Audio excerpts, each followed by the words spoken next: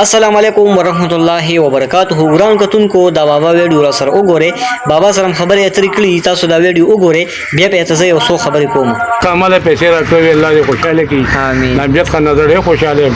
هغه په پیسو ما سترګو اپریشن کو الله دې تم خوشاله کړي آمین نامجد خان دې الله خوشاله کړي آمین او څه مگر راځي خلکو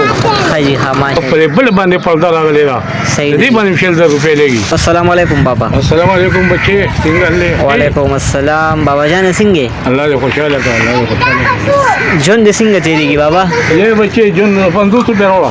جن بچے وہ تقریبا جن دے تیریږي ها او زغال میں بیمار دفتر کو نہ خرابي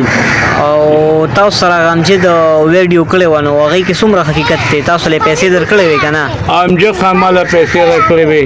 حاجی او امجد خاماله پیسې راکړې الله دې خوشاله کړي آمین امجد خان نظر یې خوشاله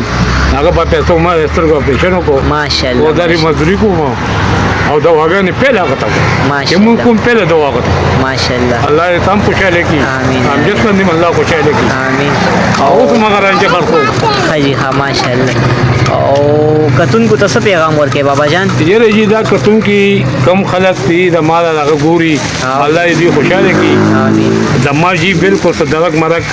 تک لگی تک مدوری دان لکوم ڈاکٹر لا آپریشن کو وہ پر بل باندې پردا راغلی را دې باندې شل روپے لګي نو بس خپل نمبر کتونکو ته وایا رابطه به سره وکړي ان شاء الله جی ها ہمارا موبائل نمبر 0344 22 صحیح دی او پیرا وته به وایي ها 0344 22 او خدای دا عوام ټول خوشاله کی آمین او زموږ مکرانجه خرصول دي صحیح دی جی ان شاء الله تاسو نمبر مې پکې وی ډایرکټ پتا اوس سره رابطه کوي صحیح دی بابا جان تا خوشاله دي تا خوشاله آمین جزاک او الله خدای ظالم نه زور وساته آمین خدای دشمنو نه وساته الله تا خوشاله دي اللهم تونکو څنګه چې تاسو د بابا ما سره ویډیو لاندې وکړه نو دې سره ما خبرې اترې وکړي نو بابا جان په خپل وینا کې دا هم وی چې امجد خان ما سره هیلپ کړو یوې سترګې اپریشن مې وکړو او اوس چونکې د یوې سترګې اپریشن پاتې دی نو په کتونکو کې داسې څوک وس لري او د بابا سره هیلپ کوي نو بالکل نمبر یې تاسو ته ویلی دي او که د چا وس نه کېږي نو